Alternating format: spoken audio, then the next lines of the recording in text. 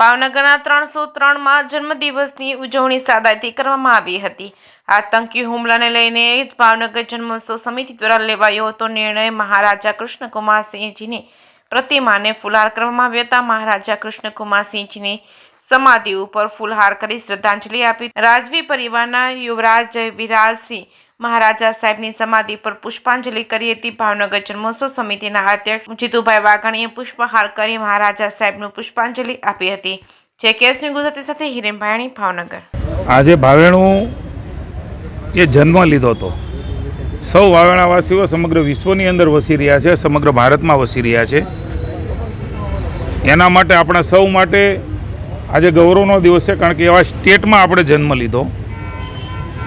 આજે પણ એમનું દિશા દર્શન, એમની દીર્ઘદ્રષ્ટિ એ આપણને પ્રવર્તમાન જે શાસકો છે એની નીતિઓમાં પણ જોવા મળે છે।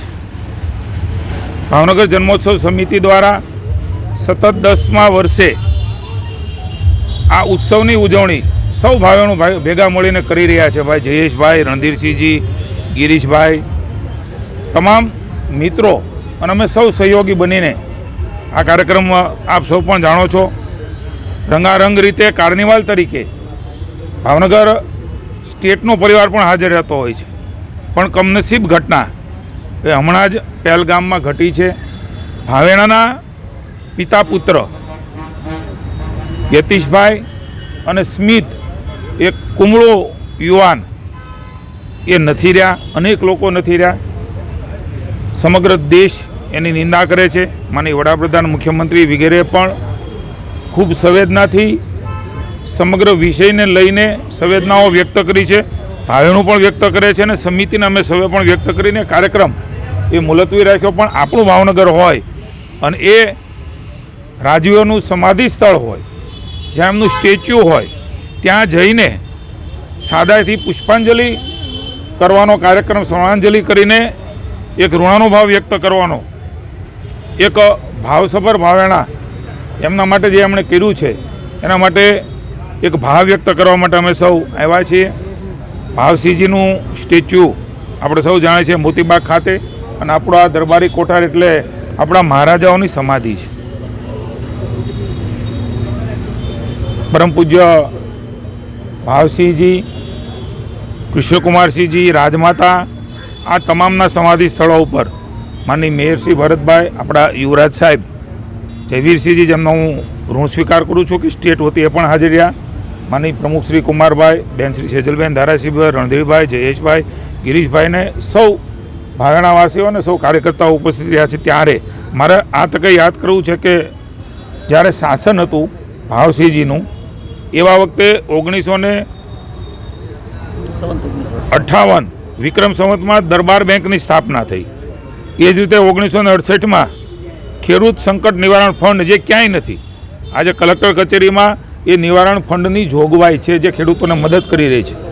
1974 હું આ વિક્રમ સંવત બોલી રહ્યો છું, પ્રજા પ્રતિનિધિ સભા એમની પણ એમણે રચના કરી, જેનાથી પ્રજા અને રાજા એ કેવી રીતે રહી શકે એનું ઉત્તમ ઉદાહરણ એમણે પૂરું પાડ્યું। 1975માં દારૂબંધીની શરૂઆત એ ભાવસિંહજીએ કરી હતી। આવા ઉત્તમ કાર્યો જેમણે કર્યા, અને કૃષ્ણકુમારસિંહજીને તો આપણે સૌ જાણીએ છીએ, પહેલું રજવાડું અર્પણ કર્યું। કોઈ જ્ઞાતિ જાતિથી ઉપર અમારા મન એ આપણા રાજા છે, રાજવી છે, તમામ જ્ઞાતિ જાતિને એમણે શીખ્યું છે કે સાથે રહીને કેવી રીતે ભાવેણું એ સમગ્ર દેશને અને વિશ્વને એ પ્રેરણા આપી શકે। આપણે જોઈ રહ્યા છીએ કે અહીંયા મારે આપને વિનંતી છે કે એ પણ આપ લેજો, આજે પણ પારણા બાંધી રહ્યા છે કૃષ્ણકુમારસિંહજીની સમાધિ ઉપર। સાહેબ, કલ્પના ન કરી શકાય કે આ મહાપુરુષ, આ એક ઈશ્વરી તત્વ આજે પણ લોકો જેમને ઘરે પાણું નથી બંધાણું, સંતાનનો જન્મ નથી થતો, એ મન્નત માનીને અહીંયા પૂરી કરે છે। અને આજે પણ દરેક વર્ષમાં લગભગ કેટલા પારણાઓ અહીંયા બંધાઈ રહ્યા છે। આવા મહાપુરુષોએ ભાવનગરનું શાસન કર્યું છે, ત્યારે નતમસ્તકે અને અમે શ્રદ્ધાંજલિ, સ્મરણાંજલિ અને વંદન કરીએ છીએ। અને એમણે ચિંધેલા રાહમાં પ્રતિનિધિ તરીકે અમે સૌ અને અમારી પાર્ટી માનનીય વડાપ્રધાન નરેન્દ્રભાઈ મોદી સાહેબ, મુખ્યમંત્રી ભૂપેન્દ્રભાઈ, અમિતભાઈ એ જ રાહે પ્રજાલક્ષી કાર્યો કરી રહ્યા છે। ત્યારે અમને ગૌરવ અને આનંદ છે। આપણા ઉપર એમના સદૈવ આશીર્વાદ વરસતા રહે એવી એમની નાગરિકને ભાવનગર સ્થાપના દિવસ નિમિત્તે હાર્દિક શુભેચ્છા પાઠવવા માંગુ છું।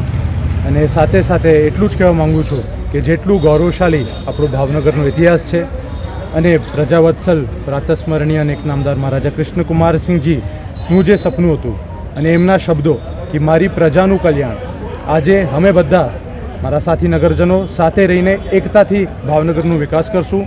મારી સાથે આજે અહીંયા ઉપસ્થિત જ્યારે માનનીય જીતુભાઈ પણ છે, મેયરશ્રી પણ છે, તો એમને પણ અમે વચન આપીએ કે અમુક વાર જ્યારે ભાવનગરની વિકાસની વાત આવીએ ત્યારે આપણે પક્ષાપક્ષી એક બાજુ મૂકી દેવાનું. કોઈ પણ ધર્મ, કોઈ પણ જ્ઞાતિ એનું મહત્ત્વ નથી. આપ એક ભાવનગરી છો એ જ મહત્ત્વનું છે. તો સાથે રહીને ભાવનગરને આગળ લઈ જશું, એક પોઝિટિવ દિશામાં વિકાસ આપશું. જય ભાવનગર. Thank you.